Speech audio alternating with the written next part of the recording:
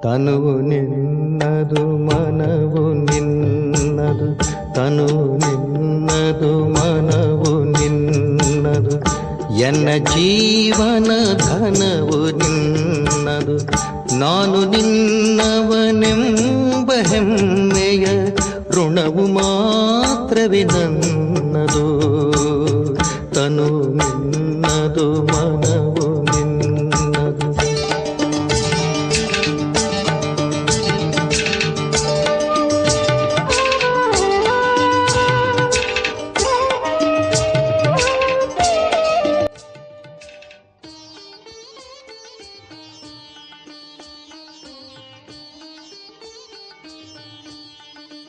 ಓಂ ಶಾಂತಿ. ಮುರಳಿ ದಿನಾಂಕ 25/4/2026. ಮಧುರ ಮಕ್ಕಳೇ, ನೀವು ಮಕ್ಕಳಿಗಾಗಿ ಹೊಸ ರಾಜ್ಯವನ್ನು ಸ್ಥಾಪನೆ ಮಾಡಲು ತಂದೆಯು ದೂರ ದೇಶದಿಂದ ಬಂದಿದ್ದಾರೆ. ನೀವೀಗ ಸ್ವರ್ಗಕ್ಕೆ ಯೋಗ್ಯರಾಗ್ತಿದ್ದೀರಿ.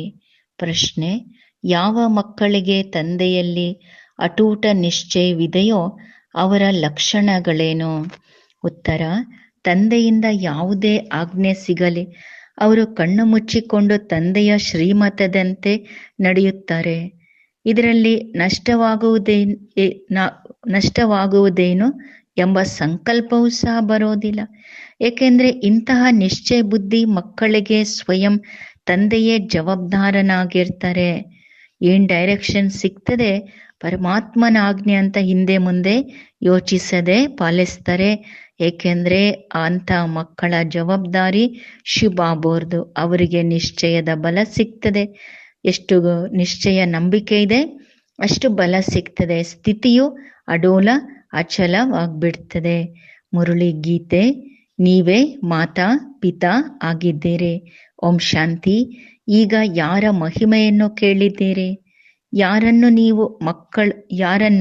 ನೀವು ಮಕ್ಕಳ ವಿನಃ ಪ್ರಪಂಚದಲ್ಲಿ ಮತ್ಯಾರೂ ತಿಳ್ಕೊಂಡಿಲ್ಲ. ಇದು ಶ್ರೇಷ್ಠಾತಿ ಶ್ರೇಷ್ಠ ತಂದೆಯ ಮಹಿಮೆಯಾಗಿದೆ. ಉಳಿದೆಲ್ಲ ಮತ್ಯಾರದೇ ಮಹಿಮೆ ಮಾಡಿದ್ರೂ ಸಹ ಅದು ವ್ಯರ್ಥವಾಗಿ ಬಿಡುತ್ತದೆ. ಶ್ರೇಷ್ಠಾತಿ ಶ್ರೇಷ್ಠನು ಒಬ್ಬನೇ ತಂದೆಯಾಗಿದ್ದಾರೆ. ಆದರೆ ತಂದೆಯ ಪರಿಚಯವನ್ನು ಯಾರು ಕೊಡೋರು? ಸ್ವಯಂ ತಂದೆಯೇ ಬಂದು ತನ್ನ ಮತ್ತು ಆತ್ಮದ ಪರಿಚಯವನ್ನ ಕೊಡ್ತಾರೆ. ಯಾವುದೇ ಮನುಷ್ಯರಿಗೆ ಆತ್ಮದ ಪರಿಚಯವೂ ಇಲ್ಲ. ಬಲೆ ಮಹಾನ್ ಆತ್ಮ ಜೀವಾತ್ಮ ಎಂದು ಹೇಳ್ತಾರೆ. ಶರೀರವನ್ನು ಬಿಡುವಾಗ ಆತ್ಮ ಹೊರಟೋಗ್ತದೆ ಎಂದು ಹೇಳ್ತಾರೆ. ಶರೀರವು ಜಡ ಆಗ್ಬಿಡುತ್ತದೆ ಆತ್ಮ ಹೋದ್ರೆ. ಆತ್ಮ ಅವಿನಾಶಿಯಾಗಿರ್ತದೆ, ಅದೆಂದೂ ವಿನಾಶ ಆಗೋದಿಲ್ಲ. ಆತ್ಮ ಯಾವುದು ನಕ್ಷತ್ರ ರೀತಿಯಲ್ಲಿ ಇದೆಯೋ ಅದು ಅತಿ ಸೂಕ್ಷ್ಮವಾಗಿದೆ. ಈ ಕಣ್ಣುಗಳಿಂದ ನೋಡಲು ಸಾಧ್ಯ ಇಲ್ಲ. ಎಲ್ಲ ಕರ್ಮಗಳನ್ನು ಆತ್ಮವೇ ಮಾಡುತ್ತದೆ. ಆದರೆ ಮತ್ತೆ ಮತ್ತೆ ದೇಹಾಭಿಮಾನದಲ್ಲಿ ಬರುವ ಕಾರಣ ನಾನು ಇಂಥವನಾಗಿದ್ದೇನೆ, ನಾನು ಇದನ್ನು ಮಾಡ್ತೇನೆ ಎಂದು ದೇಹಾಭಿಮಾನದ್ದು ಹೇಳ್ತಾರೆ. ವಾಸ್ತವದಲ್ಲಿ ಮಾಡುವುದೆಲ್ಲವೂ ಆತ್ಮನೇ ಆಗಿದೆ. ಶರೀರವಂತೂ ಇದಕ್ಕೆ ಇಂದ್ರಿಯಗಳು ಆಸರೆ. ಇದನ್ನು ಸಾಧು ಸಂತರು ಸಹ ತಿಳ್ಕೊಂಡಿದ್ದಾರೆ. ಆತ್ಮ ಬಹಳ ಸೂಕ್ಷ್ಮವಾಗಿದೆ. ಅದು ಭ್ರುಕುಟಿಯ ಮಧ್ಯದಲ್ಲಿರ್ತದೆ. ಆದರೆ ಅವರಿಗೆ ಆತ್ಮದಲ್ಲಿ ಈ ಪಾತ್ರವನ್ನು ಅಭಿನಯಿಸುವ ಸಂಸ್ಕಾರ ಇದೆ ಎಂಬ ಜ್ಞಾನ ಇಲ್ಲ. ಆತ್ಮದಲ್ಲಿ ಸಂಸ್ಕಾರ ಇರೋದಿಲ್ಲ. ಆತ್ಮ ನಿರ್ಲೇಪ ಆಗಿದೆ ಎಂದು ಕೆಲವರು ಹೇಳ್ತಾರೆ. ಇನ್ನು ಕೆಲವರು ಸಂಸ್ಕಾರಗಳ ಅನುಸಾರ ಜನ್ಮ ಸಿಗ್ತದೆ ಎಂದು ಹೇಳ್ತಾರೆ. ಬಹಳಷ್ಟು ಮತಭೇದ ಇದೆ. ಯಾವ ಆತ್ಮ 84 ಜನ್ಮ ಪಡೀತಾರೆ ಎನ್ನೋದು ಯಾರಿಗೂ ಗೊತ್ತಿಲ್ಲ. ನಿಮಗೆ ಗೊತ್ತಿದೆ. ಸೂರ್ಯವಂಶಿಯವರೇ 84 ಜನ್ಮಗಳ ಚಕ್ರವನ್ನು ಸುತ್ತುತ್ತಾ ಬರ್ತಾರೆ. ಆತ್ಮವೇ 84 ಜನ್ಮಗಳ ಚಕ್ರವನ್ನು ಸುತ್ತಿ ಪತೀತ ಆಗ್ತದೆ. ಅದನ್ನೀಗ ಪಾವನವನ್ನಾಗಿ ಯಾರು ಮಾಡೋರು? ಪತೀತ ಪಾವನ ಶ್ರೇಷ್ಠಾತಿ ಶ್ರೇಷ್ಠ ತಂದೆ ಒಬ್ಬರೇ ಆಗಿದ್ದಾರೆ. ಅವರ ಮಹಿಮೆಯು ಎಲ್ಲರಿಗಿಂತ ಶ್ರೇಷ್ಠವಾಗಿದೆ. ಎಲ್ಲರೂ 84 ಜನ್ಮಗಳು ತೆಗೆದುಕೊಳ್ಳೋದಿಲ್ಲ. ಸೃಷ್ಟಿಯ ಕೊನೆಯಲ್ಲಿ ಬರೋರು 84 ಜನ್ಮಗಳು ಹೇಗೆ ತಗೊಳಕ್ಕಾಗ್ತದೆ? ಸಾಧ್ಯ ಇಲ್ಲ. ಎಲ್ಲರೂ ಒಟ್ಟಿಗೆ ಗುಂಪು ಕೆಳಗೂ ಬರಲ್ಲ. ಯಾರು ಮೊದಲು ಸತ್ಯುಗದಲ್ಲಿ ಬರೋರೋ ಸೂರ್ಯವಂಶಿ ರಾಜರು ಮತ್ತು ಪ್ರಜೆಗಳು, ಅವರದೇ 84 ಜನ್ಮಗಳಿರ್ತದೆ. ನಂತರ ಮನುಷ್ಯರದು ಬಹಳ ವೃದ್ಧಿ ಆಗ್ತದೆ. ದ್ವಾಪರದಿಂದ ಕೆಲವ್ರದು 83, ಕೆಲವ್ರದು 80 ಜನ್ಮಗಳಿರ್ತವೆ. ಸತ್ಯುಗದಲ್ಲಿ ಪೂರ್ಣ 150 ವರ್ಷ ಆಯುಷ್ ಇರ್ತದೆ. ಯಾರು ಬೇಗನೆ ಮರಣ ಹೊಂದೋದಿಲ್ಲ. ಈ ಮಾತುಗಳನ್ನು ತಂದೆ ತಿಳಿಸ್ತಾರೆ. ಈಗ ಯಾರು ಪರಂಪಿತ ಪರಮಾತ್ಮನನ್ನು ತಿಳ್ಕೊಂಡಿಲ್ಲ, ತಂದೆ ತಿಳಿಸ್ತಾರೆ, ಹೇಗೆ ನೀವು ಆತ್ಮರಿದ್ದೀರೋ ಹಾಗೆ ನಾನು ಇದ್ದೇನೆ. ಅಂದ್ರೆ ಸೂಕ್ಷ್ಮ ಜ್ಯೋತಿ. ಕೇವಲ ನೀವು ಜನನ ಮರಣದಲ್ಲಿ ಬರ್ತೀರಿ, ನಾನು ಬರೋದಿಲ್ಲ. ಯಾವಾಗ ಪತೀತರಾಗುವರೋ ಆಗ ನನ್ನನ್ನು ಕರೀತಾರೆ. ಯಾವಾಗ ಬಹಳ ದುಃಖಿ ಆಗ್ಬಿಡ್ತಾರೋ ಆಗ ಕರೀತಾರೆ. ಈ ಸಮಯದಲ್ಲಿ ನೀವು ಮಕ್ಕಳಿಗೆ ಶಿವ ತಂದೆಯೇ ಓದಿಸ್ತಿದ್ದಾರೆ. ಪರಮಾತ್ಮನು ಬರ್ತಾರೆ ಅನ್ನೋದು ಹೇಗೆ ಒಪ್ಪೋದೆಂದು ಕೆಲವರು ಕೇಳ್ತಾರೆ. ಆಗ ಅವರಿಗೆ ತಿಳಿಸಿ, ಹೇ ಪತೀತ ಪಾವನ ಬನ್ನಿ ಎಂದು ಎಲ್ಲರೂ ಕರೀತಾರೆ. ಅವರು ನಿರಾಕಾರನಾಗಿದ್ದಾರೆ. ಅವರಿಗೆ ತಮ್ಮದೇ ಆದ ಶರೀರ ಇಲ್ಲ ಅಂದಮೇಲೆ ಪತಿತ ಪ್ರಪಂಚದಲ್ಲಿ ಬರ್ಬೇಕಾಗ್ತದೆ. ಪಾವನ ಪ್ರಪಂಚದಲ್ಲಂತೂ ಬರೋದಿಲ್ಲ, ಅಲ್ಲಿ ಅವಶ್ಯಕತೆ ಇಲ್ಲಲ್ವಾ? ಇದನ್ನು ಸಹ ತಿಳಿಸ್ಬೇಕಾಗಿದೆ. ಮನುಷ್ಯರು ಪರಮಾತ್ಮನು ಹೇಗೆ ಆತ್ಮದಂತೆ ಇಷ್ಟು ಚಿಕ್ಕ ಬಿಂದು ಆಗಿದ್ದಾರೆ, ಆದರೆ ಅವರು ಮನುಷ್ಯ ಸೃಷ್ಟಿಯ ಬೀಜರೂಪ ಜ್ಞಾನಪೂರ್ಣನಾಗಿದ್ದಾರೆ. ಶಿವ ತಂದೆ ತಿಳಿಸ್ತಾರೆ, ನೀವು ನನ್ನನ್ನು ಪರಂಪಿತ ಪರಮಾತ್ಮನೆಂದು ಹೇಳ್ತೀರಿ. ಕರೆಯುತ್ತಿದ್ದಾರೆ ಅಂದ್ರೆ ಅವಶ್ಯವಾಗಿ ಬರ್ಬೇಕಲ್ವಾ? ದೂರ ದೇಶದಲ್ಲಿರೋರು ಪರದೇಶದಲ್ಲಿ ಬಂದರೆಂದು ಗಾಯನ ಇದೆ. ಈಗ ನಾವು ಪರದೇಶ ಅರ್ಥಾತ್ ರಾವಣ ದೇಶದಲ್ಲಿ ಬಂದಿದ್ದೇವೆ. ತಂದೆ ಮೂಲಕ ಈಗ ಅರ್ಥ ಆಗಿದೆ. ಸತ್ಯುಗ ತ್ರೇತಾದಲ್ಲಿ ನಾವು ಈಶ್ವರ್ಯ ದೇಶ ಅರ್ಥಾತ್ ನಮ್ಮ ದೇಶದಲ್ಲಿದ್ವಿ. ನಂತರ ದ್ವಾಪರದಿಂದ ಹಿಡಿದು ನಾವು ರಾವಣ ರಾಜ್ಯ ಶುರುವಾಯಿತು ಅಂದ್ರೆ ಪರದೇಶ ಪರ ರಾಜ್ಯದಲ್ಲಿ ಬಂದ್ಬಿಟ್ಟೆವು. ವಾಮ ಮಾರ್ಗದಲ್ಲಿ ಬರ್ತೇವೆ. ನಂತರ ಭಕ್ತಿ ಪ್ರಾರಂಭ ಆಗ್ತದೆ. ಮೊದಲು ಶಿವ ತಂದೆ ಭಕ್ತಿ ಮಾಡ್ಲಿಕ್ಕೆ ತೊಡಗ್ತಾರೆ. ಅವರು ಶಿವನ ಇಷ್ಟು ದೊಡ್ಡ ಲಿಂಗು ಮಾಡಿರ್ತಾರೆ, ಆದ್ರೆ ತಂದೆ ಇಷ್ಟು ದೊಡ್ಡ ಆಕಾರದಲ್ಲಿ ಇರಲ್ಲ. ನೀವೀಗ ತಿಳ್ಕೊಂಡಿರಿ ಆತ್ಮ ಪರಮಾತ್ಮನಲ್ಲಿ ಏನು ವ್ಯತ್ಯಾಸ ಇದೆ. ಅವರು ಜ್ಞಾನಪೂರ್ಣ, ಸದಾ ಪಾವನ, ಸುಖದ ಸಾಗರ, ಆನಂದ ಸಾಗರನಾಗಿದ್ದಾರೆ. ಇದು ಪರಮಾತ್ಮನ ಮಹಿಮೆ ಅಲ್ವಾ? ಹೇ ಪತೀತ ಪಾವನ ಬನ್ನಿ ಎಂದು ಕರೀತಾರೆ. ಆ ಪರಂಪಿತನು ಕಲ್ಪಕಲ್ಪನೂ ಬರ್ತಾರೆ. ದೂರ ದೇಶದ ಯಾತ್ರಿಕ ಅವನನ್ನು ಕರೀತಾರೆ, ಅವರ ಮಹಿಮೆ ಹಾಡ್ತಾರೆ. ಬ್ರಹ್ಮ ಸರಸ್ವತಿಯನ್ನಂತೂ ಕರೆಯೋದಿಲ್ಲ, ನಿರಾಕಾರ ಪರಮಾತ್ಮನನ್ನೇ ಕರೆಯೋದು. ದೂರ ದೇಶದಲ್ಲಿರುವ ತಂದೆಯೇ ಪರದೇಶದಲ್ಲಿ ಬನ್ನಿ, ಏಕೆಂದ್ರೆ ನಾವೆಲ್ಲರೂ ಪತೀತರಾಗ್ಬಿಟ್ಟಿದ್ದೇವೆ. ಆತ್ಮ ಕರೀತದೆ. ಯಾವಾಗ ರಾವಣ ರಾಜ್ಯ ಸಮಾಪ್ತಿ ಆಗ್ತದೋ ಆಗಲೇ ನಾನು ಬರ್ತೇನೆ. ನಾನು ಸಂಗಮ್ ಯುಗದಲ್ಲಿ ಬರ್ತೇನೆ. ಇದು ಯಾರಿಗೂ ತಿಳಿದಿಲ್ಲ. ಅವರು ಪರಮಾತ್ಮ ಬಿಂದು ಆಗಿದ್ದಾರೆಂದು ಹೇಳ್ತಾರೆ. ಇತ್ತೀಚೆಗೆ ಮನುಷ್ಯರು ಆತ್ಮ ಪರಮಾತ್ಮ, ಪರಮಾತ್ಮನೇ ಆತ್ಮ ಅಂತ ಹೇಳ್ಬಿಡ್ತಾರೆ. ಆದ್ರೆ ಆತ್ಮವೇ ಪರಮಾತ್ಮನಾಗಲು ಸಾಧ್ಯ ಇಲ್ಲ. ಆತ್ಮ ಪರಮಾತ್ಮ ಇಬ್ರು ಬೇರೆ ಬೇರೆ, ಇಬ್ಬರ ರೂಪ ಒಂದೇ ಆಗಿದೆ. ಆದ್ರೆ ಆತ್ಮ ಪತೀತ ಆಗ್ತದೆ. 84 ಜನ್ಮಗಳ ಚಕ್ರ ಪಾತ್ರ ಅಭಿನಯಿಸ್ತಾ ಬರ್ತದೆ. ಪರಮಾತ್ಮನು ಜನನ ಮರಣ ರಹಿತನು. ಒಂದು ವೇಳೆ ಆತ್ಮನೇ ಪರಮಾತ್ಮ ಅಂತ ಹೇಳೋದಾದ್ರೆ ಸತೋಪ್ರಧಾನ ಪರಮಾತ್ಮನು ತಮೋಪ್ರಧಾನತೆಯಲ್ಲಿ ಬರೋರಲ್ವಾ? ಇದು ಸಾಧ್ಯ ಇಲ್ಲ.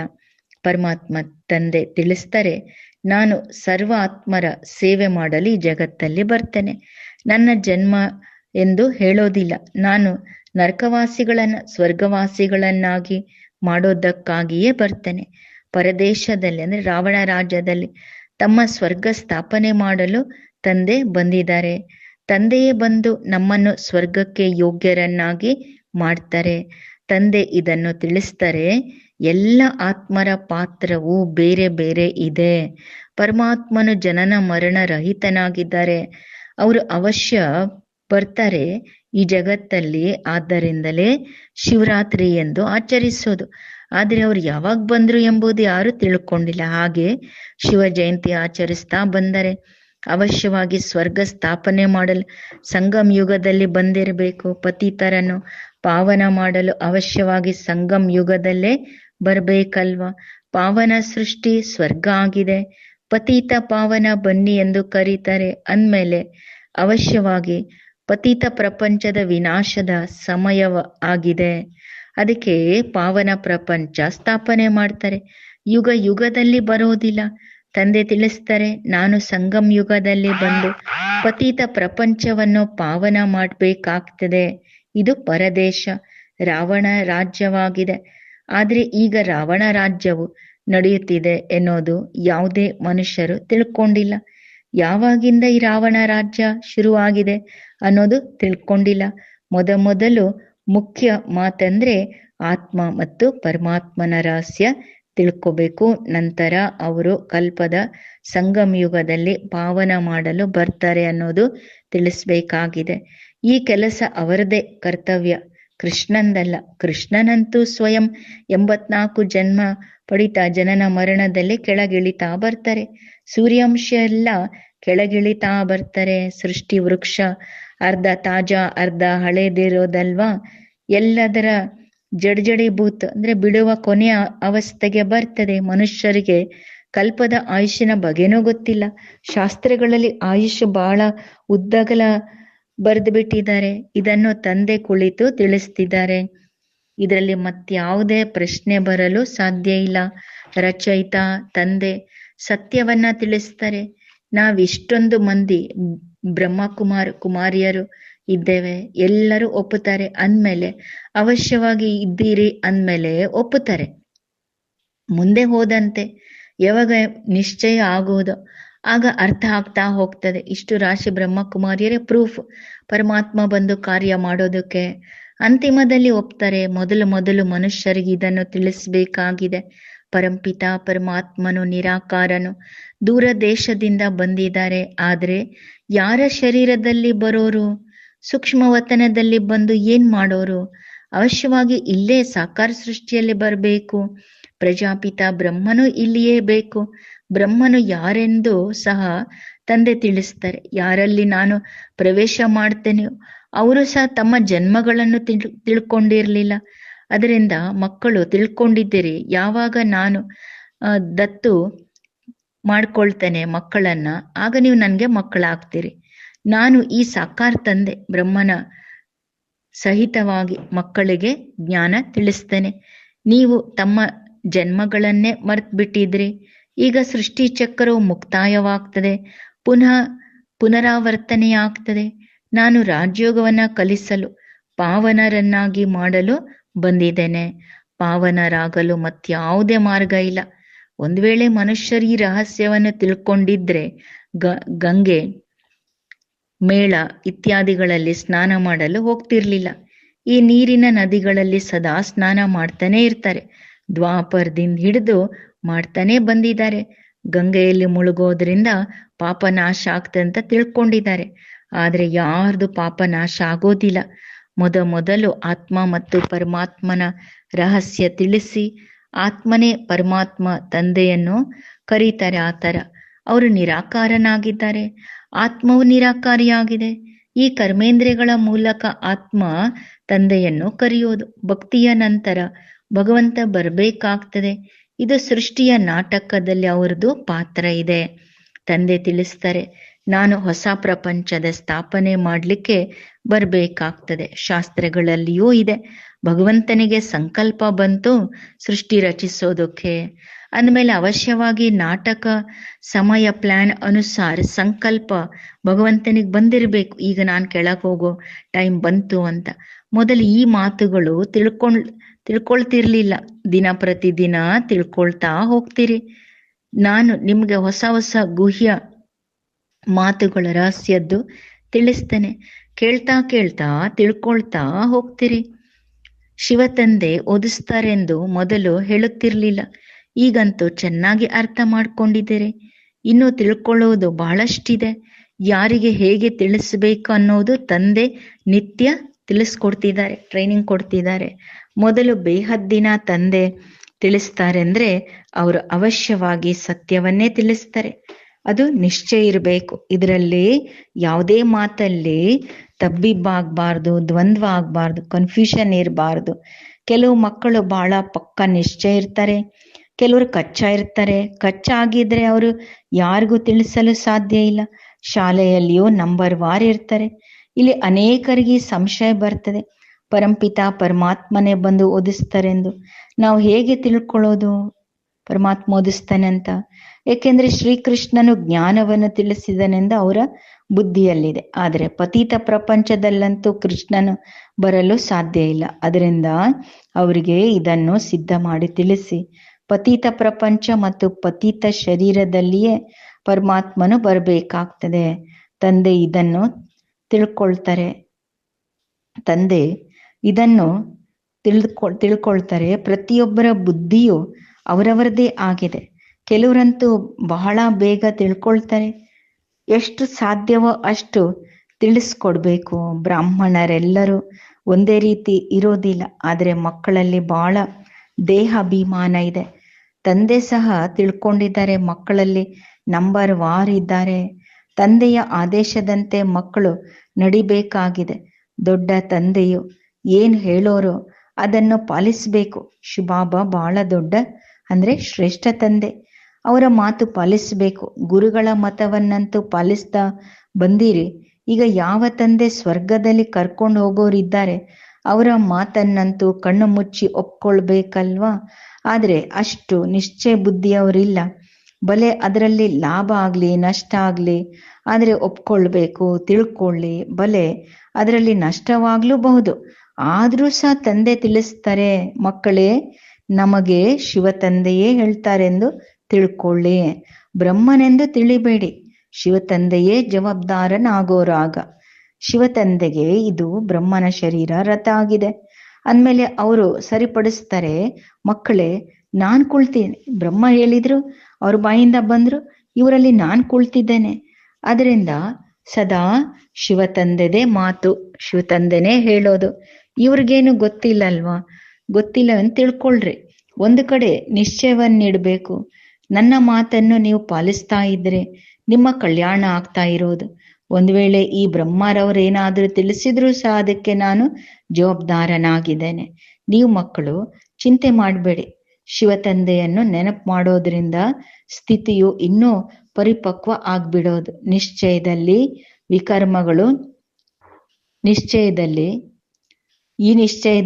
ವಿಕರ್ಮಗಳು ವಿನಾಶ ಆಗ್ತವೆ, ಬಲವು ಸಿಗ್ತದೆ. ತಂದೆಯನ್ನು ಎಷ್ಟು ನೆನಪು ಮಾಡ್ತೀರೋ ಅಷ್ಟು ಹೆಚ್ಚು ಬಲ ಸಿಗೋದು. ಯಾರು ಶ್ರೀಮತದಂತೆ ನಡೆದು ಸರ್ವಿಸ್ ಮಾಡ್ತಾರೆ ಅವರೇ ಶ್ರೇಷ್ಠ ಪದವಿ ಪಡಿತಾರೆ. ಅನೇಕರಲ್ಲಿ ಬಹಳ ದೇಹಾಭಿಮಾನ ಇರ್ತದೆ. ತಂದೆಯನ್ನು ನೋಡಿ, ಬ್ರಹ್ಮ ತಂದೆಯನ್ನು ಎಲ್ಲ ಮಕ್ಕಳೊಂದಿಗೆ ಎಷ್ಟು ಪ್ರೀತಿಯಿಂದ ನಡೀತಾರೆ, ಎಲ್ಲರೊಂದಿಗೆ ಮಾತನಾಡ್ತಾರಲ್ವಾ. ಮಕ್ಕಳೊಂದಿಗೆ ಕೇಳ್ತಾರೆ, ಮಕ್ಕಳಿಗೂ ಕೇಳ್ತಾರೆ, ಬಾಬಾ ಆರಾಮಾಗಿ ಕುಳ್ತೀರಾ, ಯಾವುದೇ ತೊಂದರೆ ಇಲ್ವಾ? ಮಕ್ಕಳ ಮೇಲೆ ಪ್ರೀತಿ ಇರ್ತದಲ್ವಾ. ಬೇಹದ್ದಿನ ತಂದೆಗೆ ಮಕ್ಕಳ ಬಗ್ಗೆ ಬಹಳ ಬಹಳ ಪ್ರೀತಿ ಇರ್ತದೆ. ಶಿವಬಾಬೋರ್ಗೆ ಯಾರೆಷ್ಟು ಶ್ರೀಮತದಂತೆ ಸರ್ವಿಸ್ ಮಾಡೋರೋ ಅದರ ಅನುಸಾರ ಬಾಬೋರ್ಗೆ ಪ್ರೀತಿ ಇರ್ತದೆ. ಸೇವೆಯಲ್ಲಿಯೇ ಲಾಭ ಇದೆ. ಸೇವೆಗಾಗಿ ತಮ್ಮ ಮೂಳೆಯನ್ನು ಉಪಯೋಗಿಸ್ಬೇಕು. ಯಾವುದೇ ಸೇವೆಯನ್ನು ಮಾಡ್ತಾ ಇದ್ರೆ ಇವರು ಬಹಳ ಒಳ್ಳೆ ಮಗು ಎಂದು ಅಂತವರು ತಂದೆಯ ಹೃದಯದಲ್ಲಿ ಇರ್ತಾರೆ. ಆದ್ರೆ ನಡೀತಾ ಕೆಲವ್ರ ಮೇಲೆ ಮಾಯ ಗ್ರಾಚಾರ ಕುತ್ಕೊಳ್ತದೆ. ಮಾಯ ಹೋರಾಟ, ಯುದ್ಧ ನಡೀತಾನೆ ಇರೋದು.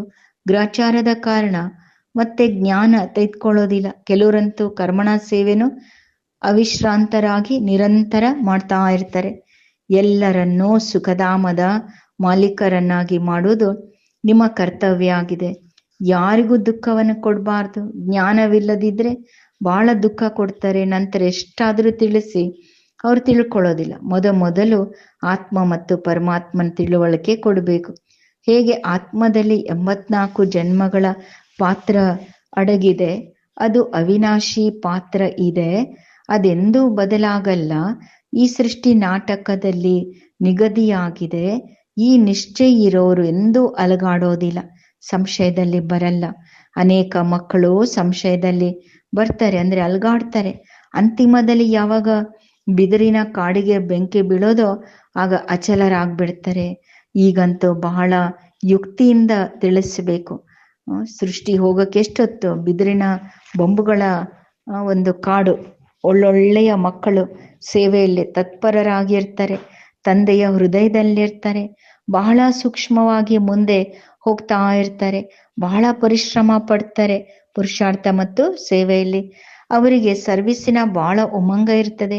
ಯಾರಲ್ಲಿ ಯಾವ ಗುಣ ಇದೆಯೋ ಅದನ್ನು ತಂದೆ ವರ್ಣನೆ ಮಾಡ್ತಾರೆ. ಒಳ್ಳೆಯದು. ಮಧುರಾತಿ ಮಧುರ ಅಗಲಿ ಮರಳಿ ಸಿಕ್ಕಿರುವಂತ ಮಕ್ಕಳಿಗೆ ಮಾತ್ಪಿತಾ ಬಾಪ್ದಾದಾರವರ ನೆನಪು, ಪ್ರೀತಿ ಮತ್ತು ಸುಪ್ರಭಾತ್. ಆತ್ಮಿಕ ಮಕ್ಕಳಿಗೆ ಆತ್ಮಿಕ ತಂದೆಯ ನಮಸ್ತೆ. ಆತ್ಮಿಕ ಮಕ್ಕಳದು ಆತ್ಮಿಕ ತಂದೆಗೆ ನೆನಪು, ಪ್ರೀತಿ, ಸುಪ್ರಭಾತ್, ನಮಸ್ತೆ. ಧಾರಣೆಗೋಸ್ಕರ ಸೇವೆಯಲ್ಲಿ ಮೂಳೆಗಳನ್ನು ಉಪಯೋಗಿಸಬೇಕು. ಯಾವುದೇ ಮಾತಲ್ಲಿ ಸಂಶಯ ಬರಬಾರ್ದು. ಎಲ್ಲರಿಗೆ ಸೇವೆಯಿಂದ ಸುಖವನ್ನೇ ಕೊಡಬೇಕು, ದುಃಖ ಅಲ್ಲ.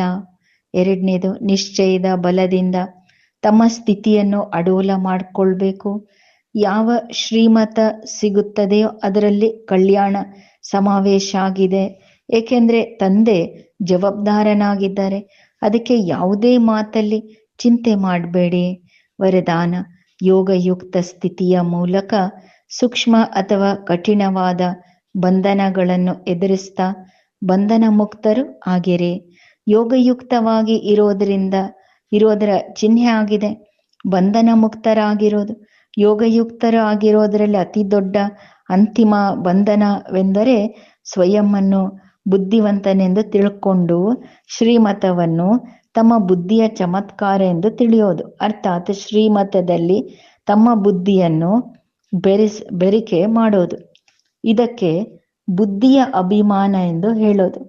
ಎರಡನೇದು, ಯಾವಾಗ ಯಾರೇ ಬಲಹೀನತೆಯ ಸನ್ನೆ ಮಾಡ್ತಾರೆ ಅಥವಾ ಕೆಟ್ಟದ್ದನ್ನು ಮಾಡ್ತಾರೆ, ಒಂದು ವೇಳೆ ಆ ಸಮಯದಲ್ಲಿ ಸ್ವಲ್ಪ ವ್ಯರ್ಥ ಸಂಕಲ್ಪ ನಡೀತದೆ ಅಂದ್ರೂ ಸಹ ಬಂಧನ ಆಗಿದೆ. ಯಾವಾಗ ಇವೆಲ್ಲ ಬಂಧನಗಳನ್ನು ಎದುರಿಸ್ತಾ ಸೋಲು ಗೆಲುವು ನಿಂದಾ ಸ್ಥಿತಿಯಲ್ಲಿ ಸಮಾನ ಸ್ಥಿತಿ ಮಾಡ್ಕೊಳ್ತೀರಿ, ಆಗ ಸಂಪೂರ್ಣ ಬಂಧನ ಮುಕ್ತರು ಎಂದು ಹೇಳಲಾಗೋದು. ಶ್ಲೋಗನ: ಮೊದಲು ಯೋಚಿಸಿ ನಂತರ ಮಾಡುವುದೇ ಜ್ಞಾನಿ ಆತ್ಮದ ಗುಣವಾಗಿದೆ. ಅವ್ಯಕ್ತ ಸೂಚನೆ: ಮಹಾನರಾಗಲು ಮಧುರತೆ ಮತ್ತು ನಮ್ರತೆಯ ಗುಣ ಧಾರಣೆ ಮಾಡಿಕೊಳ್ಳಿ. ಹೇಗೆ ಅಪರಿಚಿತ ಮಗು ಹಾನಿಯುಂಟಾಗುವ ವಸ್ತುವನ್ನು ಆಟಿಕೆ ಗೊಂಬೆ ಎಂದು ತಿಳಿಯೋದ್ರಿಂದ ಅದಕ್ಕೇನಾದರೂ ಕೊಟ್ಟು ಬಿಡಿಸ್ಬೇಕಾಗ್ತದೆ. ಇಂತಹ ಅಲ್ಪಕಾಲದ ಮಾನ ಮರ್ಯಾದೆ ಅಥವಾ ಅಲ್ಪಕಾಲದ ಇಚ್ಛೆ ಇಟ್ಕೊಳ್ತಾರೆ. ಅವರಿಗೆ ಮಾನ್ಯತೆ ಕೊಟ್ಟು ಸ್ವಯಂ ನಿರ್ಮಾಣರಾಗ್ಬಿಡಿ. ಆ ಸಮಯದ ಒಂದು ವೇಳೆ ಅವರಿಗೆ ಶಿಕ್ಷಣ ಕೊಟ್ರೆ ಘರ್ಷಣೆ ಉಂಟಾಗ್ತದೆ. ಅದಕ್ಕಾಗಿ ಇಂತಹ ಸಮಯದಲ್ಲಿ ಯುಕ್ತಿಯುಕ್ತ ನಡತೆಯಿಂದ ಪರೋಪಕಾರಿಯಾಗಿ ಕ್ಷಮಾಭಾವದಿಂದ ಸನ್ಮಾನ ಕೊಟ್ಟು ಮೊದಲು ಅವರನ್ನು ತಿಳುವಳಿಕೆಯುಳ್ಳವರನ್ನಾಗಿ ಮಾಡಿ. ಯಾವುದರಿಂದ ಅವರು ಸ್ವಯಂ ಅನುಭವ ಮಾಡಲಿ ಎಂದು ಹಾನಿಕಾರಕ ಆಗಿದೆ. ಒಳ್ಳೆಯದು. ಓಂ ಶಾಂತಿ.